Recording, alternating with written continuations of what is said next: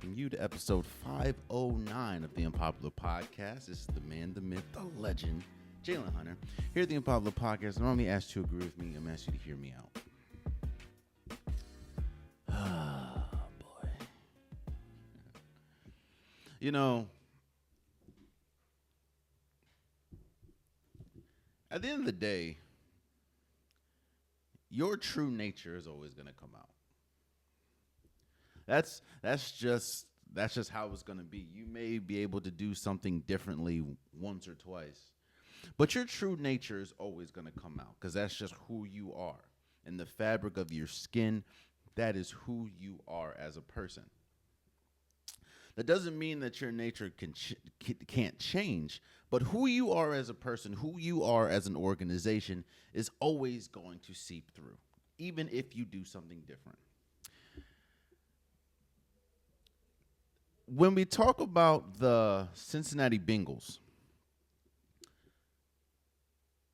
they have had the reputation of being a cheap organization. Now, they have made some strides in, I guess you can say, changing that narrative when they signed someone like a T. Higgins and they signed someone like a Jamar Chase, this offseason to contract extensions, something that they're not used to doing. You can see, oh, shoot, okay, this might be a new day and age for the Cincinnati Bengals.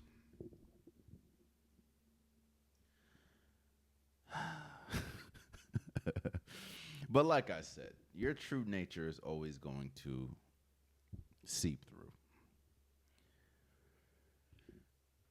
Before I continue, let's paint a picture really quick. I'm sure people remember, but for the people that have forgotten, last year, the Cincinnati Bengals had a historic year.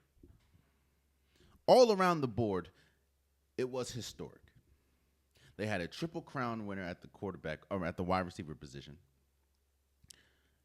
Joe Burrow had a all-time season. Trey Hendrickson had an all-time season. And even with all that, the team still did not make the playoffs. So Joe Burrow had a historic season. Jamar Chase had a historic season. Trey Hendrickson had an historic season. And the team as a whole had a historic season, maybe not in the best way.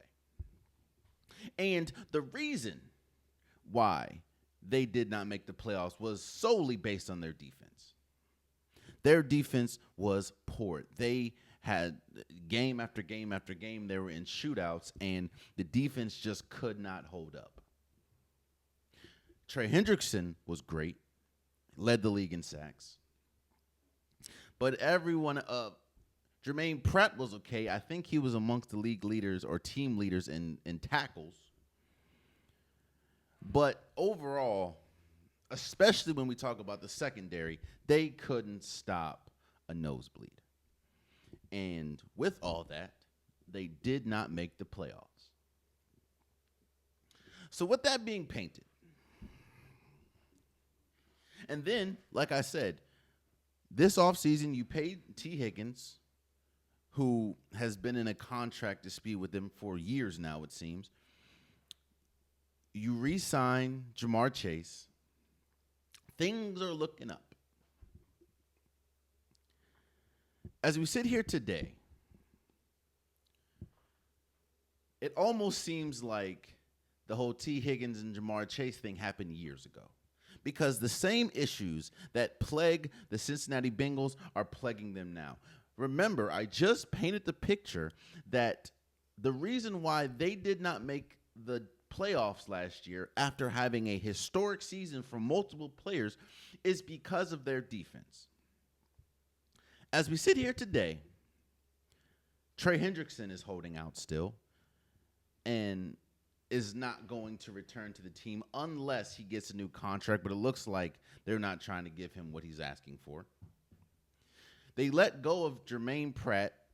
They let him walk. Again, I know that people are saying all you're looking at is tackles and you're not looking at anything else. Yeah. Because the defense was so poor last year, you need something. And your defense was so bad last year, your two best defenders, I know it was bad, but your two best defenders are currently not with the team. And then it gets to the meat and potatoes of this topic. And that is, you spend a first-round draft pick on Shemar Stewart, incredible football player. And even with your rookies, you find a way to have contract disputes. Shemar Stewart is currently not with the team. He left mandatory minicamp because he is the only rookie that has not signed his contract. And I understand and I support him completely. Now, I will say this. As the Cincinnati Bengals, as the employer, as the one that is giving out the contracts, you are able to give whatever give out whatever contract you want, right? Whatever contract you think someone deserves, you're able to offer. Whatever stipulations are in that contract, you are well within your right to put in it because you are the person dishing out the contracts. In the same breath, the player is also well in his right to either sign or not sign.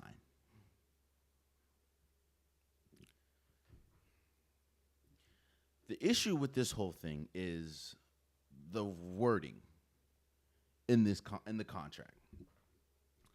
The Cincinnati Bengals find themselves trying to do something that they've never done, and trying to do something that I don't think has been done before in the league, or if it has been done in the league before, very far and few between. The verbiage in the contract for Shemar Stewart, the one that he is not trying to sign, essentially says, if you do something once, the Cincinnati Bengals has the ability to void any guaranteed money, not just for that season, but for the entirety of the contract. Now, I don't know Shemar Stewart. Obviously, I don't know him personally. I don't know what he gets into off the field. But the Cincinnati Bengals felt it was important to put a clause where if you do something that the team deems essentially bad off the field, they can void all the guarantee money from the entire contract.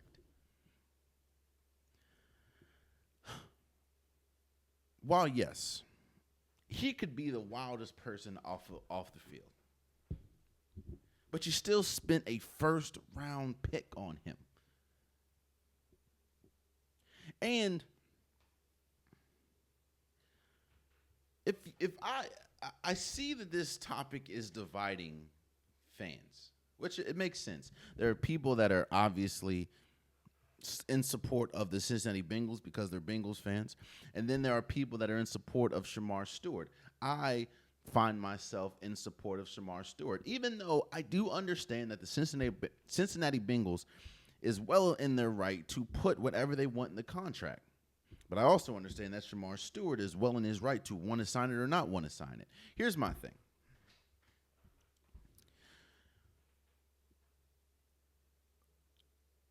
Why are you trying to set a precedent right now? Because again, I don't know what goes on with every contract, but it seems like this is a very rare situation. You're telling me if I do one thing, you have an opportunity to take essentially the entire contract or guaranteed money out of the contract. Why would I ever sign that? Because what happens if something happens year one. That means for the next 4 years, 3, 4 years, I don't get guaranteed money. And then, I'm not saying they will do this, but what if something happens that I don't deem as bad, but they do? Then they can take the money. This stipulation solely helps the Cincinnati Bengals and is essentially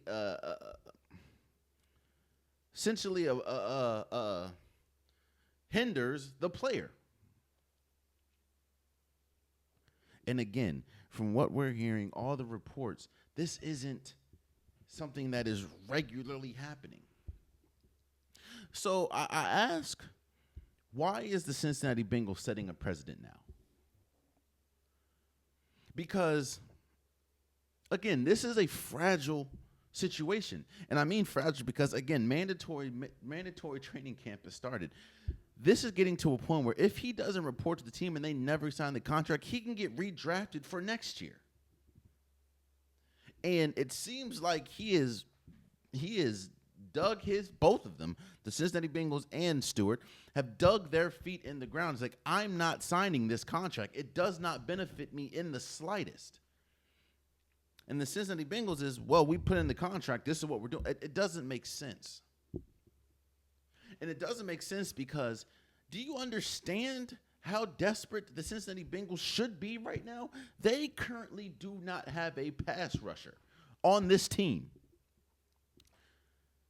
Trey Hendrickson, he's holding out. Jermaine Pratt, he's gone. And Shemar Stewart, your first-round pick, is not there. They do not have a reliable pass rush on top of not having a good secondary. So the same defense that prevented them from making the playoffs last year is essentially worse right now. Not because of injury, but because of the Cincinnati Bengals or lack of want to when it comes to signing these players, when it comes to getting the contracts right. Which goes back to my first point. Who you are is always going to seep out, even if you do things differently, or even if you make once or twice. If who you are is always going to, this should not be an issue. He's the only first-round pick. I think he's the only draft pick that is not signed.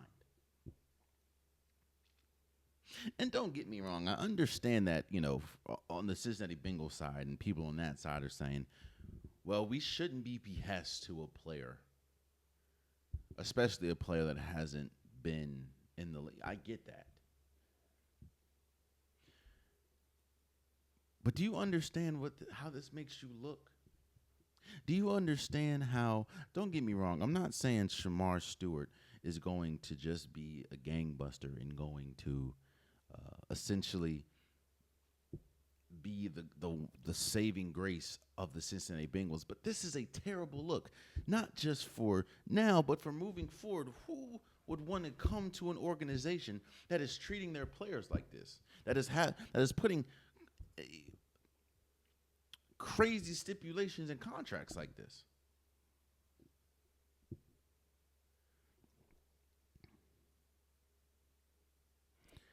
Again, I'm not killing the Cincinnati Bengals for wanting to put that clause in the contract.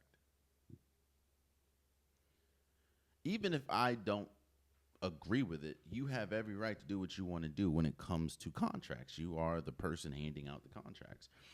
But again, Shemar Stewart and any other player that doesn't like the contract has every right not to sign it. And you're doing this to a rookie. It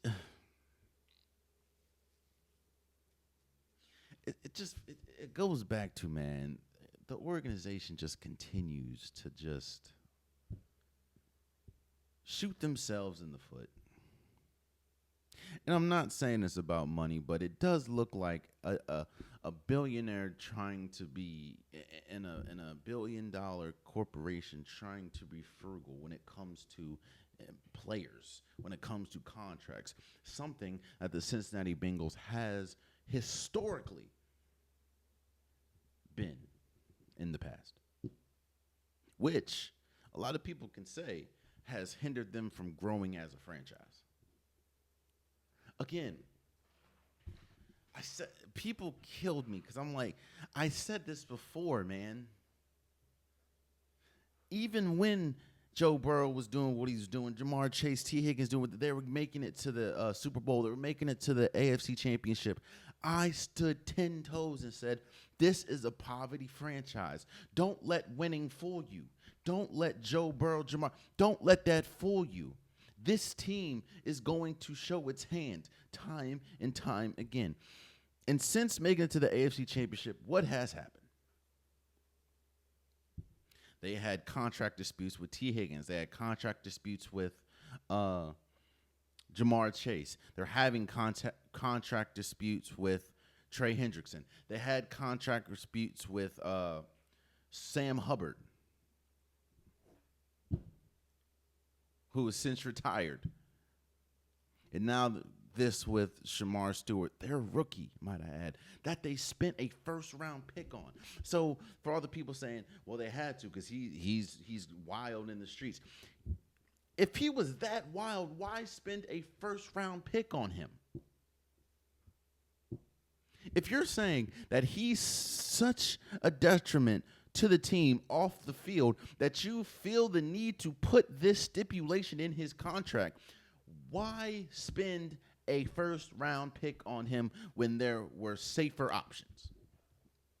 That's why it's very hard for me to believe that. What I think, and again, I don't have any sources, what it looks like is they're trying to be frugal. And they understand, just like Shemar Stewart understands, how important he is to this team. And I'm not saying he's asking for astronomical money. What he's asking for is some support and some protection from a team that clearly needs him, and the team is not trying to dish that out. In fact, they're trying to do the complete opposite and protect themselves more than they protect him, which I get it, you're the team, but it's glaring. So I understand completely. And I support, and I think Shemar Stewart is doing everything he needs to correctly.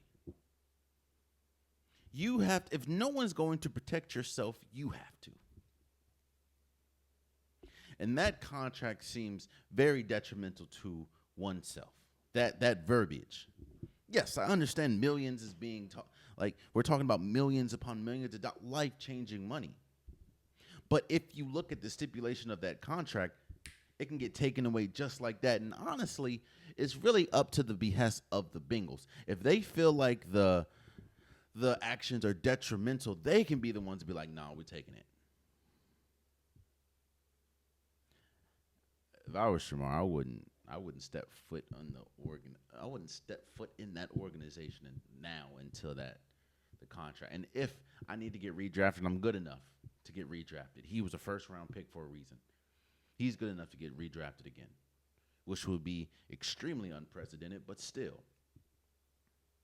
The situation that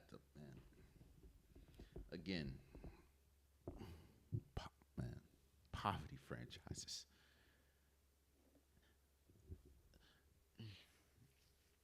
Again, I don't know the history, but do you know how when does this happen to teams that aren't considered poverty franchise? When has this ever happened to the Baltimore Ravens? When did this ever happen to the Kansas City Chiefs? When does this ever happen to the Pittsburgh Steelers? When does this ever happen to the Philadelphia Eagles? Like, what are we doing? A first-round pick is essentially away from the team because of your actions. And you can change them at the drop of a dime. You just refuse to. Oh, brother. Hey, man. Shemar, go get your money, bro. And on top of that, protect yourself. I wholeheartedly agree with what he's doing. Speaking of poverty, man, I hate that I have to start this episode like this, but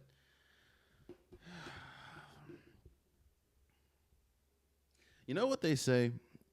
Um, they say it's not smart to leave a job without stepping into a job, especially in this economy. It's so hard to find jobs these days that it would behoove somebody to leave a job without having a plan. I'm not saying that you necessarily have to walk into another job, but it's important to have a plan.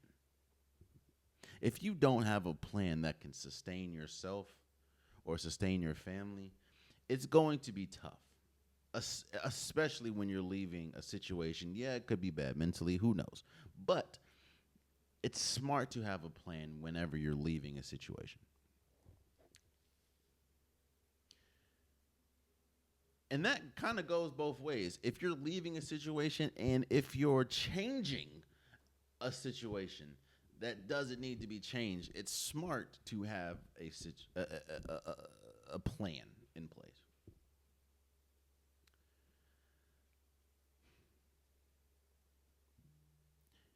If you're the New York Knicks,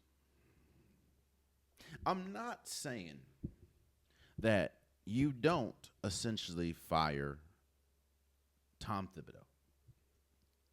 Yes, Tom Thibodeau is one of the winningest coaches with you guys. Yes, Tom Thibodeau took your team to the Eastern Conference Finals. Yeah, you had one of the best seasons with Tom Thibodeau. All that is true. That doesn't negate some of the negatives that come with Tom Thibodeau, but that is what you got. Essentially, you may not like the way that he coached. You may not like his coaching style, but you can't deny what we got from 2 consecutive playoff appearances for the New York Knicks and in the Eastern Conference Finals. And honestly, you possibly could have went to the Eastern Conference Finals last year if it wasn't for just a slew of injuries that happened in the playoffs. So I'm not here kicking the Knicks back in for firing Tom Thibodeau. But what I'm saying is this. If you're going to fire a coach that has been successful for your program, successful for your team, successful for your franchise, it would be smart to have maybe an idea of who you want to replace that person. Now, maybe the Knicks do. Who knows? But it goes back to the optics. The optics look absolutely horrendous for the New York Knicks right now. You fire Tom Thibodeau, then you get denied talking to Jason Kidd, Quinn Snyder, Ime Udoka, I believe, and Billy Donovan. So it looks like your top 4 candidates are out the door. So, wait. Again, it goes back to optics. So it looks like you fired a coach without having a plan. And if you did have a plan, it looks like the plan wasn't really thought out 100% because you got denied trying to talk to these coaches. So now, it goes back to optics. Now we look, right, whoever you hire. Because a lot of rumblings are saying that they really want to hire Rick Brunson, cool, because of, obviously, he's the father of Jalen Brunson. And he's already on the coaching staff. But the optics look like this. Whether you hire someone like Rick Brunson or whoever you hire, the franchise, the organization, the fans, the team already knows that this person that you're hiring was not the first option. Because the first option clearly was Jason Kidd, got denied. Quinn Snyder got denied. Ime Udoka got denied. Billy Donovan got denied. So now your coach is already essentially leftovers. When you are, yes, there's a lot of things that can be said about Tom Thibodeau. A lot of things. he is a winner. That's something that is undeniable. He is a winner. And everywhere he's went, essentially, the team has gotten better. So you fire that, not having any plan secured. And you know they weren't secured because of how many people has gotten denied. Now, this could all be a ploy, and you could essentially, your first option could be Rick Brunson and be like, you know what? We tried all these coaches. Now we just got to go to Rick Brunson. That could be the case. But it just doesn't make sense. That's kind of like, when Drake and Kendrick, right? Drake and Kendrick go back and forth, have a rap battle. And Kendrick just just throws a lot out there, talking about Drake has another hidden child. Him and his fellow companions of OVO may dibble and dabble with underage activities.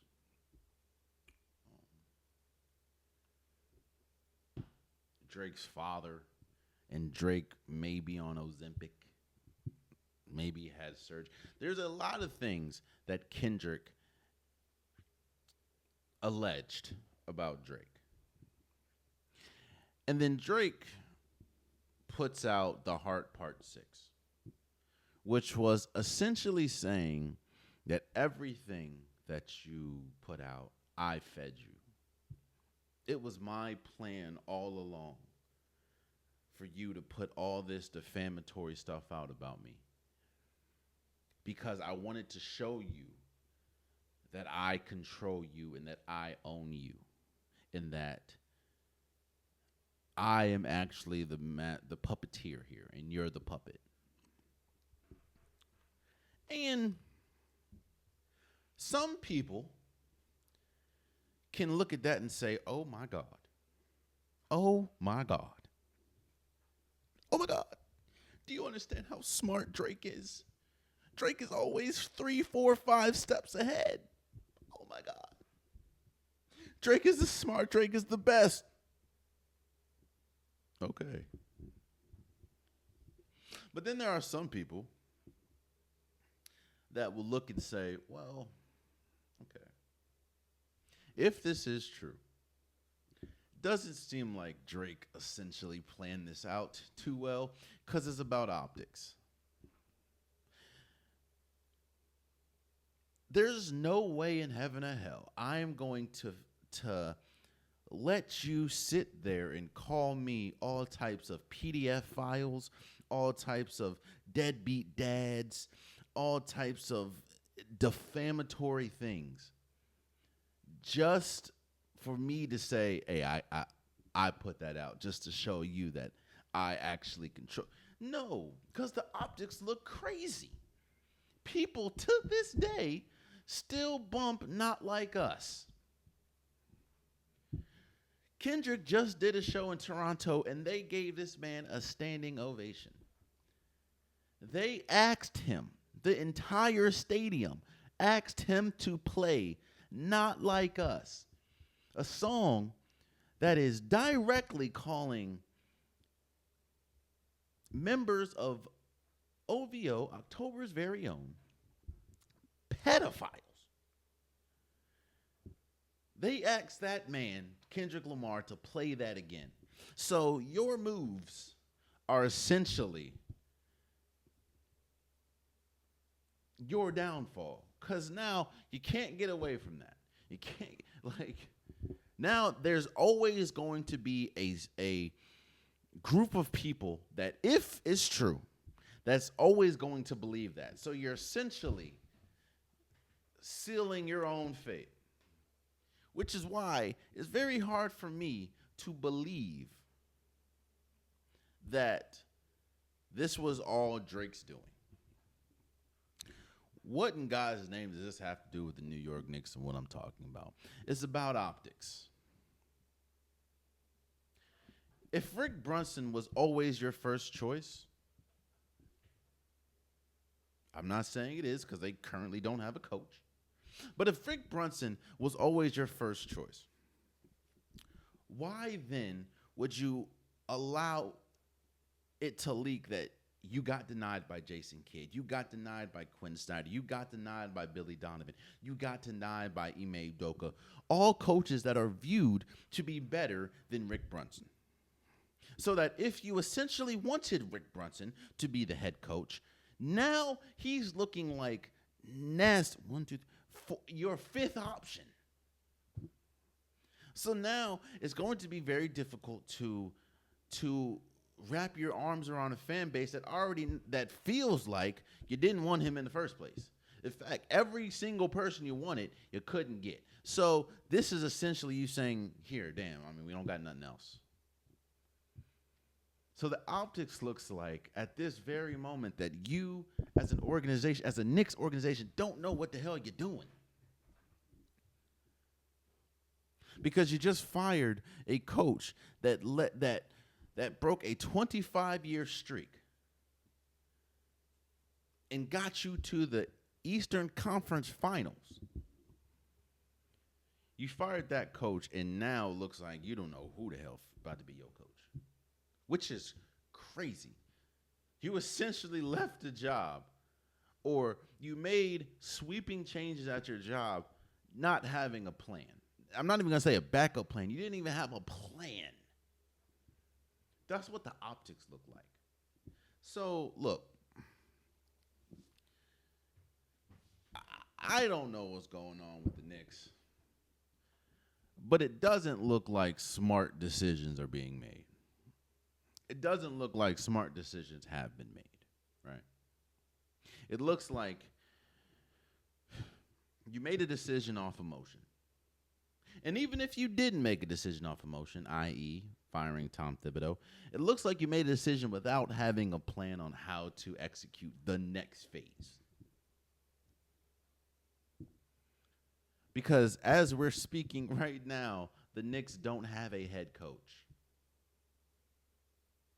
Now, yes, I know it may not be too detrimental right now because essentially we're in the NBA Finals, so that's not the main focus. But come on now. We'll see what happens. I think I need to talk about where I was wrong when it comes to this Oklahoma City, Indiana Pacers NBA Finals. I went in with the impression and the thought that even at Indiana's best, there's nothing that they can do to really knock OKC off their kilter. There was nothing that they could do to slow down the proverbial locomotive that was the Oklahoma City Thunder. I thought that the Thunder were just leaps and bounds better than the Pacers. Now, was I disrespecting the Pacers in a sense of, I think it was more the utmost respect for the Oklahoma City because I respect the Pacers. I may not have respected them going into the playoffs, but seeing their road, I had to give all the respect in the world. I mean, you beat Giannis, you beat Donovan Mitchell, you beat the Knicks and Jalen Brunson, and now you're going against Shai Gilgeous-Alexander and the Oklahoma City Thunder. So I understand. Maybe it definitely probably was a little bit disrespect. And as we sit here today, the series tied up 2-2. I'm going to start by giving praise to the Indiana Pacers, even though Oklahoma City did win Game 4 in epic fashion. We'll talk about that in a second. I was even slow to give the Pacers credit for Game 1 and Game 2, or Game 1, because I felt that a lot of things that happened in Game 1 was correctable by the Oklahoma City Thunder. whether we talk about the turnovers, whether we talk about the points off turnovers that they failed to capitalize on, the big lead that they lost, I felt that the things that the Pacers were doing was not sustainable because I felt the Oklahoma City Thunder was kind of digging themselves a ditch more than the Pacers were winning. As we sit here, Game 4 is over. Even though Oklahoma City won Game 4, I have to tip my hat to the Indiana Pacers because Game 1 happened. Then Game 2 happened. Then Game 3 happened, and now Game 4. And while the series is tied up 2-2, the Pacers have done an excellent job in defending. Because that's one thing that I didn't think that they would have going into these playoffs. They're not the best defensive team. Their defense was mostly, their offense. When their offense is clicking, causing turnovers and getting fast breaks, it's very hard to win. But talking about locking up, they only had really Nesmith, and Nembhard was, but Nesmith was playing well against Jalen Brunson. But the way that they have, even though Shai Gilgeous-Alexander is averaging like 32 points or something in these finals, the relentless pressure that they're putting on Shai Gilgeous-Alexander, the fact that he has to see they're face guarding him the entire game. There's not a point where there's not a defender on Shai Gilgeous-Alexander. Even when they go zone, it's usually y'all do whatever that is. I got Shai. Nesmith has been incredible guarding Shai. And the Pacers, yes, I was wrong about the overall prediction because I thought that it was going to be over OKC in 5. But as I sit here today, even with Oklahoma City winning Game 4, I would not be shocked the way that they're defending, the way that Rick Carlisle is calling the game, the way that their offense is clicking at times. I wouldn't be surprised if Indiana wins this series. I'm still not going to go as far as pick them, but they have been incredible. I didn't think I would see a team that is mainly offensive-oriented really knock OKC off their kilter. And the Pacers have done a good. Tyrese Halliburton, even though I've been preaching the fact that he hasn't really played well in the playoffs. In fact, not playoffs, in the finals. He's had his moments. In fact, Game 1 and Game 2, he didn't play great. Game 3, he was aggressive, but he didn't play great. He had his moments. Of course, he had the game winner essentially in Game 1, but he hasn't played great. But what he has done is he has created pace for this Pacers team. And that's something that you're not really going to see on a stat sheet. Hell, in Game 4, he had 18 points, 7 assists, 2 steals. You would think, with 5 turnovers, you would think that that's a bad game because he went 1 for 7. And while it wasn't the best, if you watched the game, every single time Tyrese Halliburton was in the game, it just felt like the pace. It just felt like the offensive flow was much better for the Pacers. I was extremely wrong. I thought that they just didn't have a shot. And again, we're about to talk about Game 4, but they have proved me extremely wrong. And I'm not. One thing that I said about the playoffs, especially a playoff series, is your weaknesses are always going to get exposed. And as great as the Oklahoma City Thunder is, as much of a juggernaut they look like, as much of a juggernaut they've been this year, they are not without fault.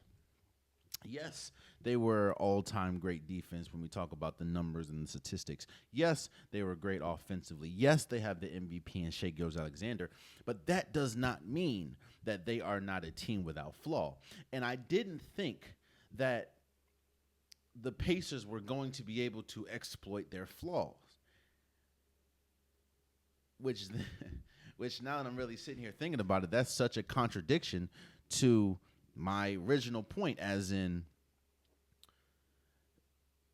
a playoff series is going to expose your flaws. And what are the flaws for the Oklahoma City Thunder? They go into stretches, and we saw this in Game 4. They go into stretches where they cannot shoot the three to save their life. In fact, in Game 4, they went 3 for 17. Now, yes, they don't take the same volume as a lot of teams in the league, but to shoot 17% from the three while the Indiana Pacers shot 11 for 36, that's going to be tough. And that's not the first time that has happened in this series. And on top of that, they have done a great job on Shea Gilgeous-Alexander. I know that it doesn't seem that way because he's averaging 32, 33 points a game. But they've done a great job in limiting him to he has to work. He's worked. This is the hardest I've ever seen Shea Gilgeous work to get buckets. I mean, in Game 4, he had 10 free throws, and most of those free throws came in the fourth quarter. I think the overarching, even though I know it's obvious when you look at, or it can seem obvious when you look at the series and where it is right now, but both of these teams it seems that they're even. And that to me is the biggest revelation. I know the series is tied 2-2, but Game 1 and Game 4 looked exactly alike, just flipped. I think Doris Burke and Mike Breen talked about it, and Richard Jefferson. In Game 1, the Oklahoma City Thunder had total control of the game. They were up 15. They looked like juggernauts. They looked like the team that I thought they would be and that they've been all playoffs. But it was that fourth quarter, more towards the end of the fourth quarter, where the where the Pacers just started rolling. And obviously Tyrese Halliburton hit the game winner. They lost Game 3. Or Game 1. Why do I keep saying Game 3? They lost Game 1. Game 4, and we'll talk about Game 4 now. The Oklahoma City Thunder beat the Pacers 111-104. If you just look at the scoreboard, you'd think that, obviously, the Oklahoma City Thunder won, but you'd think that it was more of an easy game. I mean, Shea Gilgeous-Alexander had 35. Jalen Williams, who I've been critical on most of this series, he was great with 27 points. Even though he was 8 for 18 from the field, he was 11 for 11 from free throw. Alex Caruso had his second 20-point game in the finals.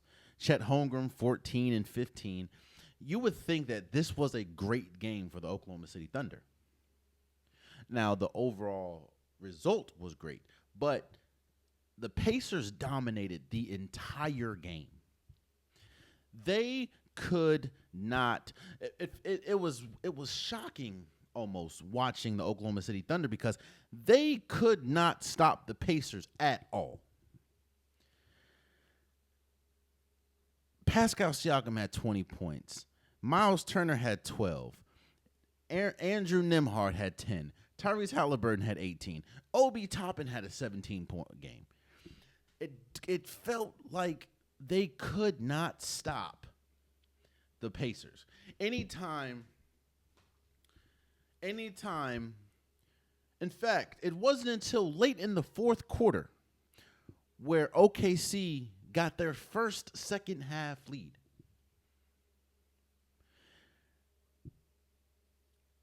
But like I said, Game 1 and Game 4 felt eerily similar, just flipped. Because the fourth quarter, Oklahoma City scored 31 points to the Indiana Pacers 17. A lot of that was they were getting the foul calls. They were getting once the Pacers got into the bonus, which was probably like 5 minutes left in the game. It was just constant, relentless, get to the rim. And then you see this. It's not just NBA, but basketball in general. When you have a large lead, because I think they had upwards, they have a 10-point lead, and you see a team that you may not, you obviously your locker room thinks it, but you may not be favored to win. Starts chipping away. You start to get a little tight. Maybe not your stars, but you start to get a little tight, which is why you saw some bad turnovers at the end of the game, which is why you saw fouls before the ball was inbounded, which is why you saw what's his name? Benedict Mathurin, who has been incredible from the free throw line. He missed 3 of his 4 free throws in the fourth quarter. You just start getting tight, and on top of that, at that point, the momentum is shifted. In Oklahoma City Thunder, Shai Gilgeous had, I think, 20 of his 35 points had to come in the fourth quarter. I may be over embellishing, but it was something.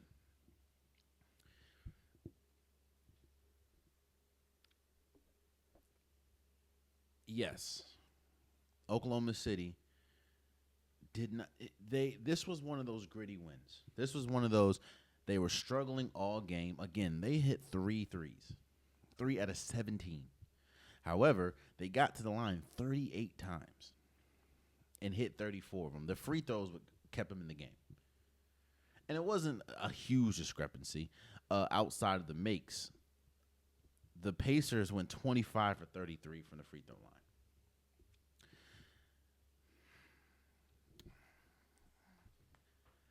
After game 4, I'm not going to get off my pick in saying that the Oklahoma City Thunder is going to win this series. I still think that they're a better team. But I don't think the gap is as wide as I anticipated going into the finals. Now, I don't think, who knows? Because I know one thing that I will give both Oklahoma City and Indiana for is they have some of the best home crowds in the league. Playing in Oklahoma City, playing in Indiana, that it's ruckus. So I said, I don't know if I said it on the podcast, but I know going into game 4, I said whoever wins game 4 wins the series. Because essentially, if the Pacers would have won, they would have been down, or they would have been up 3-1. And as great as I thought the Oklahoma City Thunder were, the Pacers have not shown the ability to lose 3 straight the entire playoffs. So I didn't think it was going to happen. Oklahoma City, if you were able, you did lose game 3. If you were able to win game 4, you tie up the series, and now it's essentially got to go home. You got to win 2. You got to win 1 to win. You got to win 2, obviously, but 2 of them are at home. So both of these teams have been extremely evenly matched.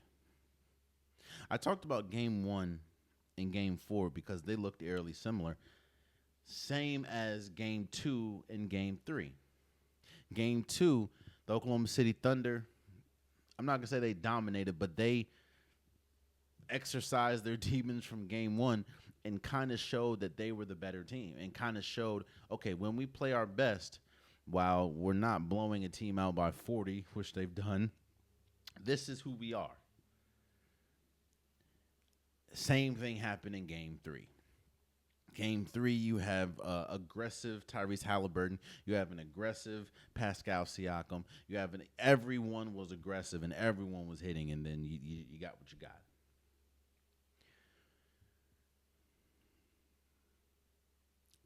The Pacers have earned not just the respect from me, but respect, I think, worldwide, even if they lose this series. And I also think that this is the beauty of the whole small market thing. This, when you have something that is regularly talked about as a negative, small market teams making it to the finals. This is something that a lot of people don't want. A lot of people didn't want. But to have a NBA Finals this competitive and this exciting to watch, it's such a pleasure. And I thought Oklahoma City in 5. Obviously, that's not going to happen. So I guess it's Oklahoma City in 6. But I would not be shocked if the Pacers go into Oklahoma City in Game 5 and win.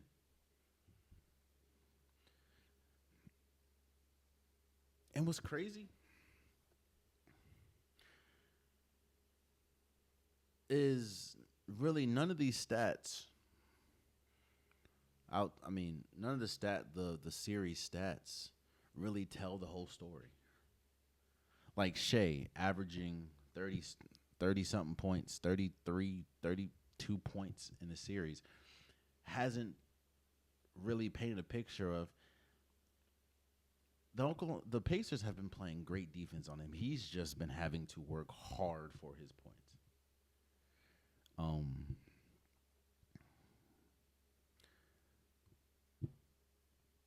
Congratulations to Oklahoma City Thunder for to score, and that's another thing which is crazy, man. To score 31 points in a game where you could not buy a 3.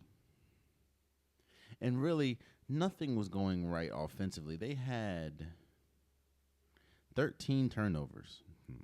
Pacers have 15. And for an Oklahoma City Thunder team, 13 is a lot. Hell, Shea Gilgeous plus minus was 0. Yeah, that Game 4 looked eerily similar to Game 1. It was just in reverse.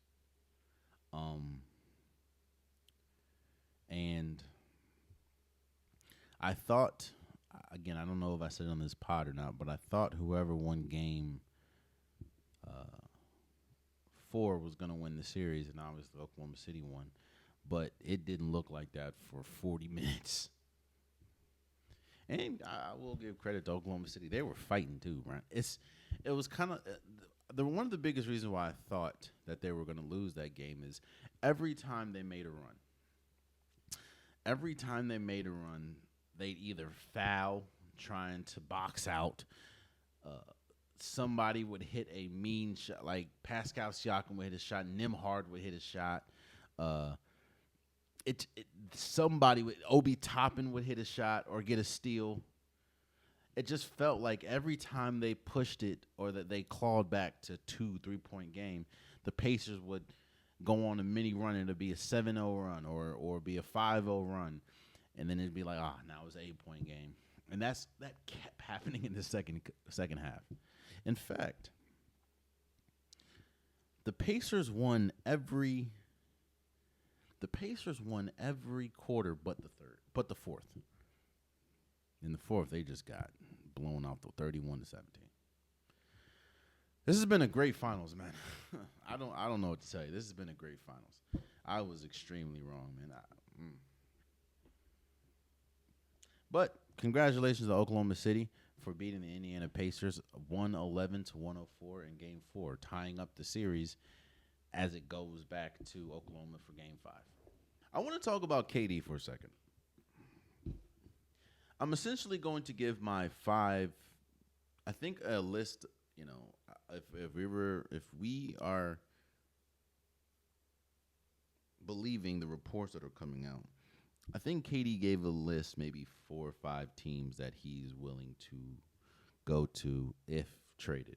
And I say if because you never know, but there's a huge belief that KD will be traded from the Suns this offseason. That's essentially the only moves that the Suns can make. I mean, they can't really trade Bradley Beal because he has a no trade clause. Shout out to the Wizards for that, but and I don't. They're not trying to trade Devin Booker, so the only way you can really get off the try to save your future is get off of Kevin Durant. Now, I want to talk about Kevin Durant because you're hearing the question has been was Kevin Durant's legacy after that's not the question. Has Kevin Durant's career been a failure after Golden State? And I think it's a two-part answer. If we're talking about individual, no. Kevin Durant was the best player on a Brooklyn Nets team that essentially he could have made it to an NBA Finals if, essentially James Harden didn't go down with a hamstring injury and Kyrie Irving didn't go down with an ankle injury.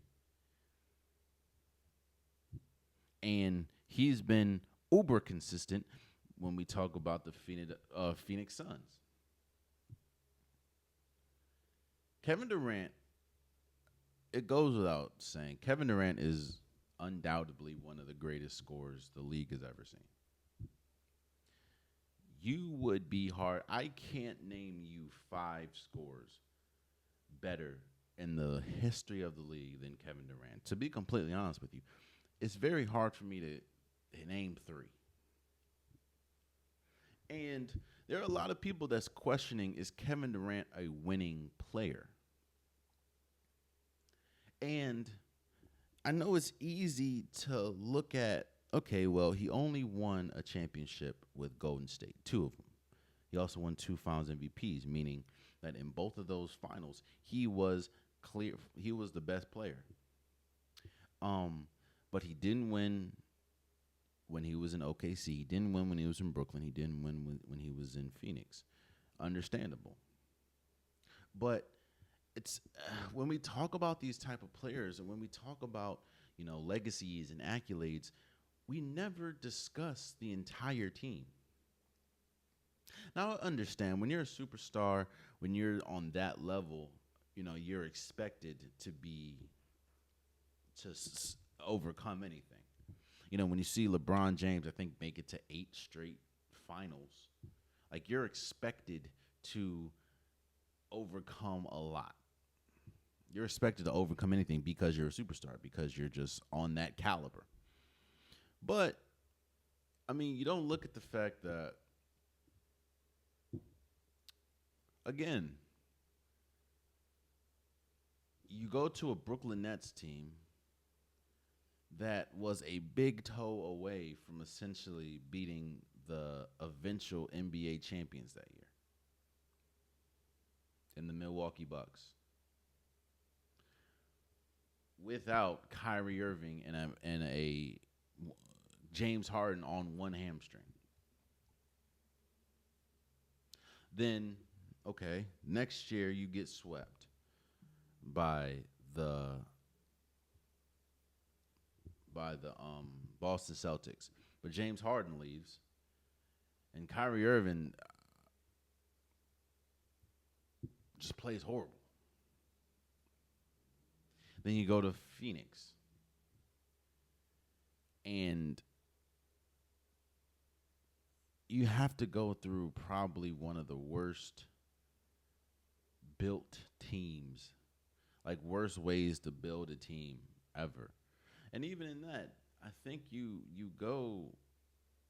damn near, you put up a fight against the eventual champions and the Denver Nuggets, and the next year you get swept. Because, again, the way that they're building a team just isn't smart.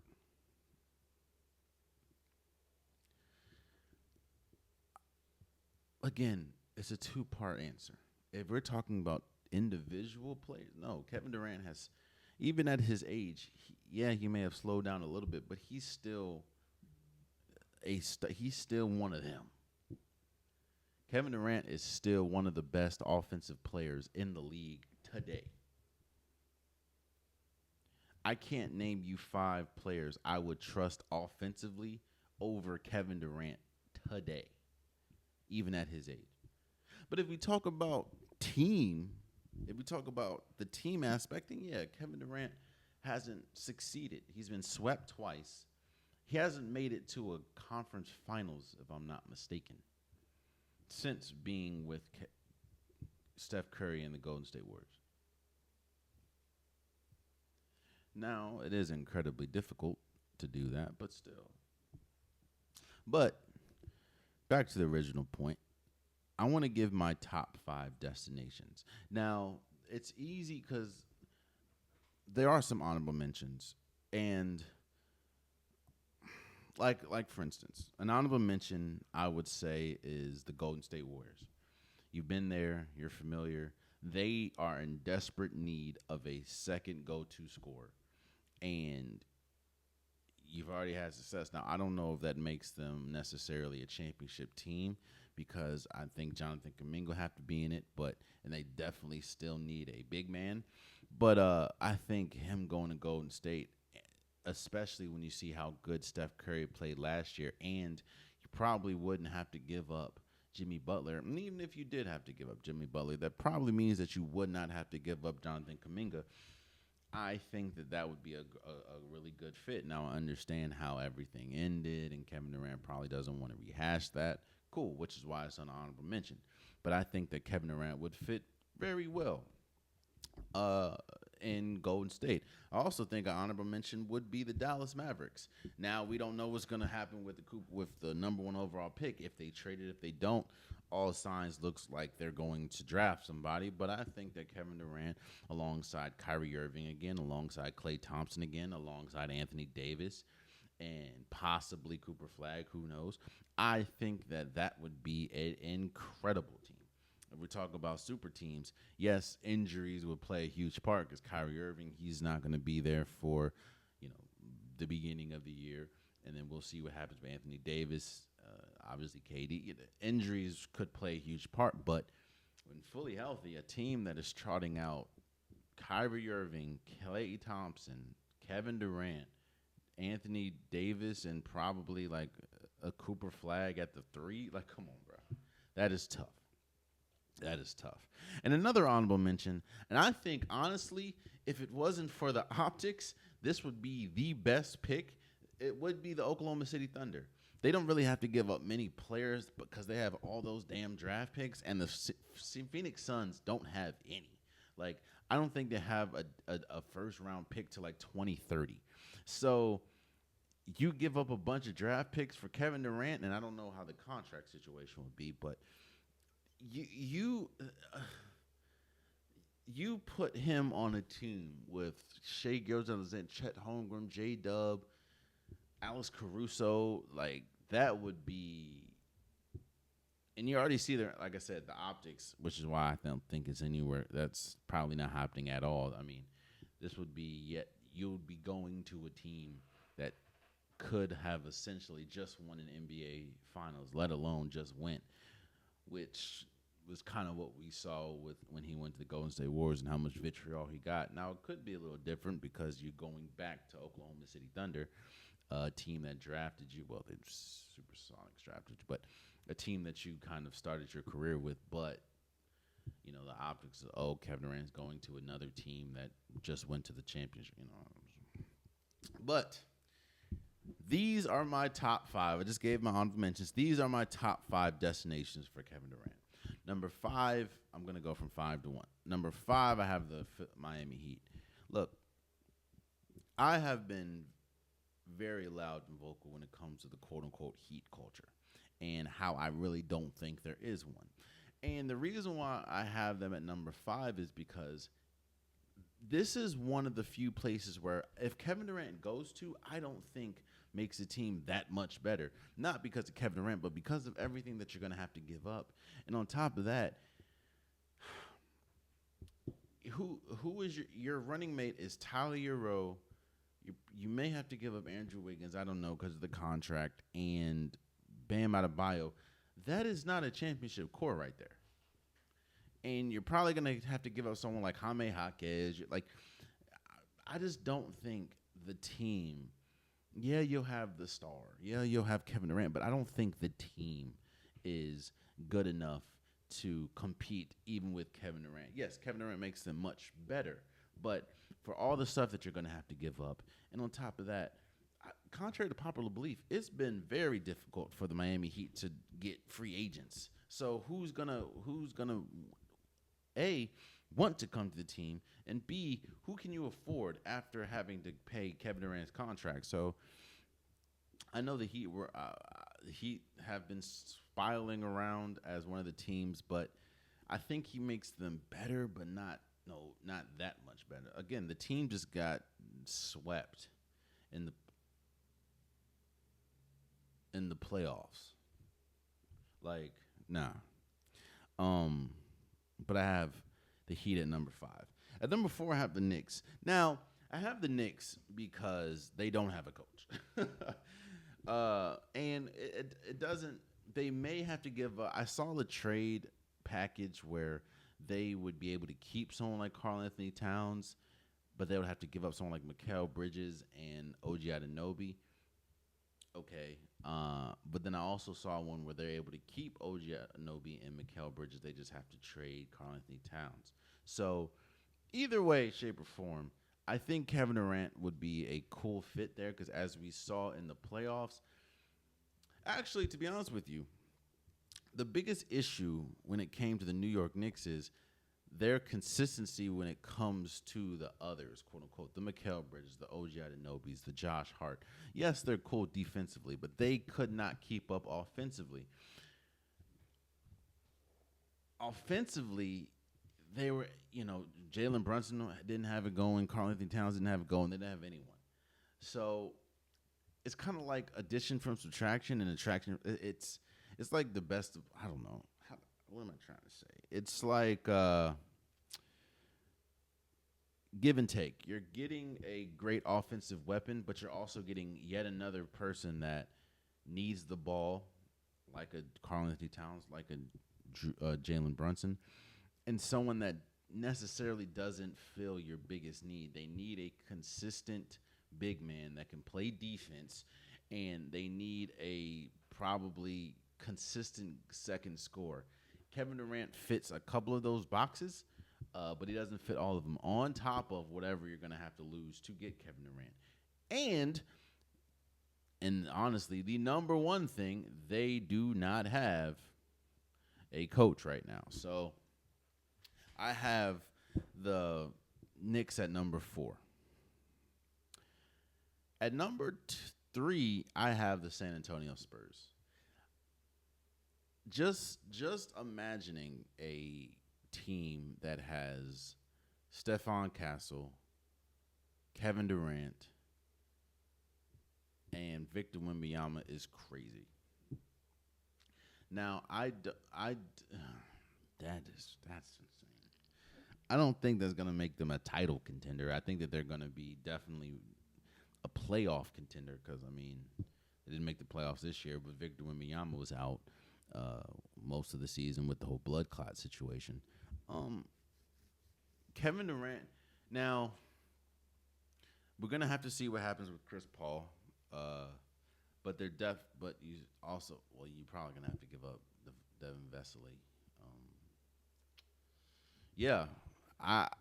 The reason why I have them 3 is because I don't think this makes them a title contender as much as I do for 2 and 1. And I wonder what that team is. That is going to be a scary team. You have 3 essentially rookie of the years. You have a 2-time Finals MVP, a 1-time league MVP. Yeah, that'd be tough. I just don't. Again, it goes back who's going to play point guard, who's going but still.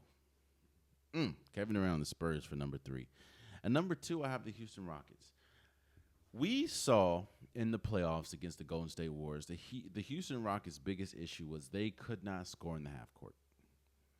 They were incredible at getting out in the run and getting steals, and they were incredible defensively. Any team that Ime Udoka is coaching is going to be good defensively.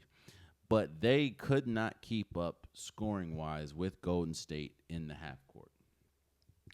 The issue, or that issue, would be alleviated if you have Kevin Durant. Now, the reason why I have them 2 and not 1 is because all that you're probably going to have to give up. You're going to have to give up a lot. You're probably going to have to give up Jalen Green. Probably going to have to give up Tari Eason. Even though Tari Eason didn't play as much as I thought he would play against Golden State, you may probably have to give up someone like a Dylan Brooks or something. But you're able to keep, Fred VanVleet. You're able to keep Alfred Şengün. Like, your biggest issue that you just, that essentially is the biggest reason why you didn't advance in the playoffs is going to be, answered. You're going to be able to have that scoring option. And if the Rockets are able to keep up defensively, they can be a title contender. They can. I think Houston has all the with Kevin Durant, that would be crazy. Could you still have Amen Thompson playing? Like, it's going to be a good team, and you'll have to figure out what you do with Steven Adams. But yeah, I think number 2, Houston would be a great one, and number 1, Minnesota Timberwolves. You pair Kevin Durant with Anthony Edwards, a pairing that we've already seen has been successful, albeit in the playoffs. Albeit in Team USA, but we saw that was successful. You're probably going to have to give up Julius Randle, but you have Kevin Durant, Anthony Edwards, Jaden Daniels, maybe Naz Reid. That to me, you're going to a team that just a year ago was in the Western Conference Finals. In fact, just was in the Western Conference Finals this year for 2 consecutive years. So, and you add Kevin Durant to that team, yes, you'll probably have to give up Julius Randle, but you replace Julius Randle for Kevin Durant. A team that had a historically bad run shooting threes in the playoffs is about to get one of the greatest shooters of all time. Yeah, I think that Kevin Durant, his impact is still one that can bring a title to a team. I know that reputation has kind of been tarnished in a sense because of what happened in Brooklyn, because of what happened with the Suns. But I would argue that wasn't necessarily the thing that Kevin Durant did that I don't agree with is make that decision. That's it. I understand it. Like, you would think, well, I see he thought that there wasn't that big of a drop off between a Steph Curry and a Kyrie Irving, which on paper there's not, but you're not looking at the totality of the organization. You're going to, at least for the past, few years, a stable organization in the Golden State Warriors to a unstable organization, the Brooklyn Nets. Then you go to yet another unstable organization, and if you don't believe that the Suns are unstable, look how many coaches Devin Booker's had. You go to that situation. But I understand. It's like, okay, well, I'm going to be playing alongside Devin Booker. But I do think Kevin Durant is still good enough to be that championship caliber player. So, my top 5 destinations: number 5, the Heat; number 4, the Knicks; number 3, the Spurs; number 2, the Houston Rockets; and number 1, the Minnesota Timberwolves. We'll see what happens, but I think that it's pretty much a foregone conclusion that Kevin Durant is about to be out of here. It's almost unfeasible for the Phoenix Suns to keep Kevin Durant in this roster intact, and their future is already very bleak. It's almost impossible to see a future with him still on this team. So we'll see. But those are my destinations. I just wanted to shout out and talk about the Stanley Cup Finals for a second because it is so beautiful, man, and it is crazy to get and see the level of talent we're getting both in the NBA Finals and in the Stanley Cup Finals. Like, yo, the Stanley Cup Finals. I am not. I've talked about this here. I am not an avid hockey fan. I don't watch hockey like that. I watch the Capitals because I'm a Capitals fan. That's hometown, but I don't really watch it. And once Alex Ovechkin and the Capitals got destroyed by the Hurricanes, it's like, what's the point of watching? But I've stuck with it, and this Stanley Cup final has been extraordinary, man. Right now, as we speak, the series is tied 2-2. Edmonton, I think, became the second team. Well, actually, let me read it. Let me make sure. Edmonton became the second road team ever in the Stanley Cup final to be down 3 goals on the road and come back and win. Like, Leon Draisaitl has the most overtime goals in a single postseason with 4, I believe. 2 of which came in Game 1 with the Panthers, or Game 1 of the Stanley Cup Finals in Game 4. In fact, I think, if I'm not mistaken, 2 of the 3 or 3 of the 4 games that we've seen so far in the Stanley Cup Finals has gone into overtime. One of which went into double overtime. Obviously, I picked the Edmonton Oilers to win in 7. What I didn't expect was for this to be as exciting, as electrifying as it is. Yes, you have the big names like Matthew Tkachuk, like Alexander Barkov, like Bobrovsky. Yes, you have Leon Draisaitl. You have Kane. You have Connor McDavid. You have all the big names. This is living up to the allure. You know, Sam Reinhart has been great. It's been great. Now, Skinner, hey brother, I said that the Oilers were going to win because you were better this year. This is the second game in a row you've been pulled, brother. You gave up 3 goals in the first period in rapid pace. You're probably done for the series, and that does not bode well for the Edmonton Oilers. The dude that I think it's like Pinklin or something. Let me check to see what this man's name is. His name is Calvin Pickard. He has a losing record. Even though he won, he was huge. Yo, this is also that was also Game 3 and Game 4. Yo, the Florida Panthers scored the game-tying goal with under 30 seconds, both games. Game 4, I think it was like 19 seconds. But Stuart Skinner, bro, you have been getting cooked, like deep fried. I think it's curtains for you, bro. But, bro, Evan Bouchard has been great, man. Evander Kane, like, and on the other side, like I said, it's Sergei Bobrovsky has been good, even though he's getting older. But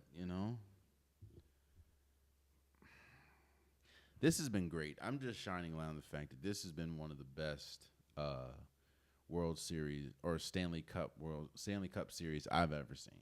It has been great, incredible, and this is someone that this has been great. Yo, the Game 4 Edmonton was down 3-0, and in the second period they scored 3 goals, and then and again, Leon Draisaitl is having himself a historic all-time playoff run, just like Tyrese Haliburton. It's crazy, man. Lastly, before we go, I want to give you the unpopular topic of the day. There's a report that came out saying that the league viewership is down 55% since Caitlin Clark got injured. And they're essentially alluding to the fact that nobody is watching the league because of Caitlin Clark's injury. Now, I will say that there is a bit of truth to that. I do think that Caitlin Clark is the draw. Caitlin Clark is the most popular player in the league, and people want to see her play. So the fact that she's been out is understandable that ratings are going to slightly dip.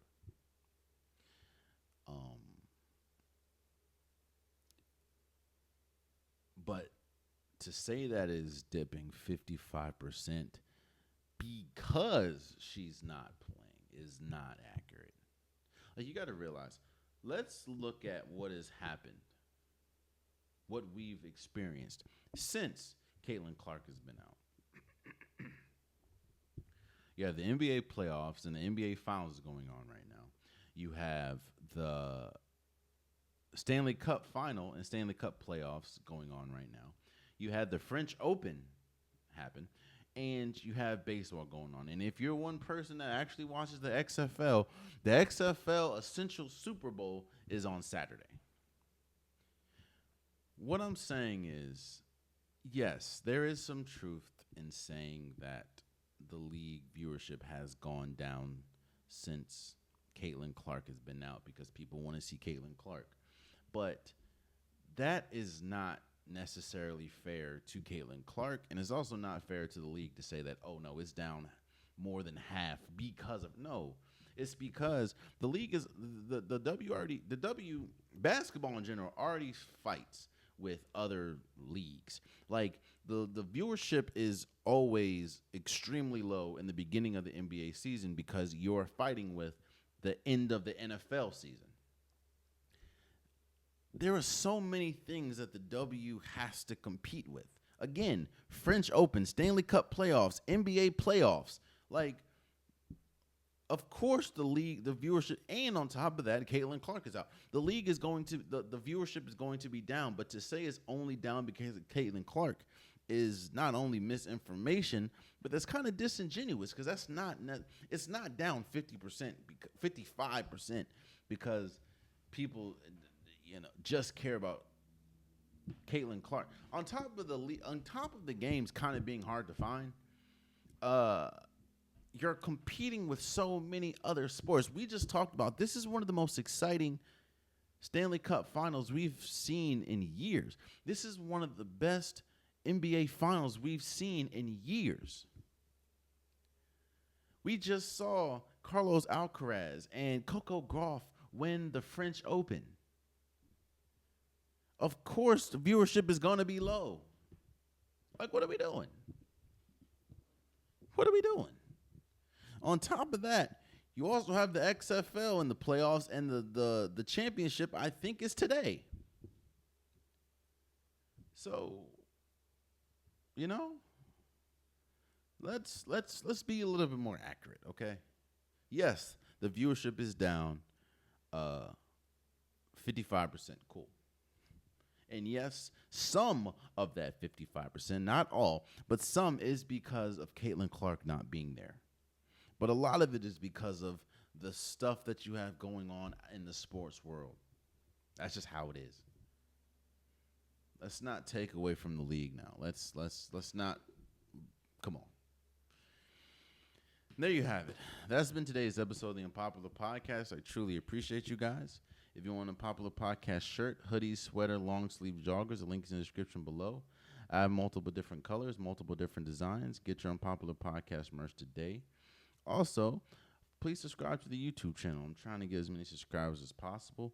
I appreciate everyone that has subscribed. I appreciate everyone that shares.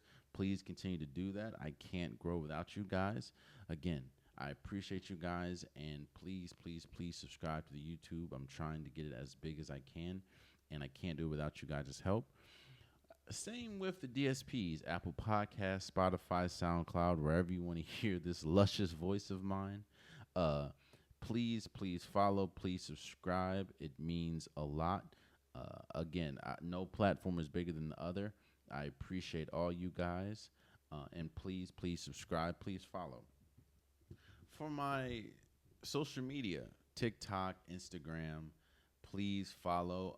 You get pretty much reels every day. You get stories every day. That's probably the quickest way to get to me. We can go back and forth. I don't mind it. It just means that you're listening to me and you're passionate about whatever you want to talk about. Again, if you keep respectful, I don't mind going back and forth. But probably the best way to do that is follow me on TikTok and Instagram. The link's in the description below.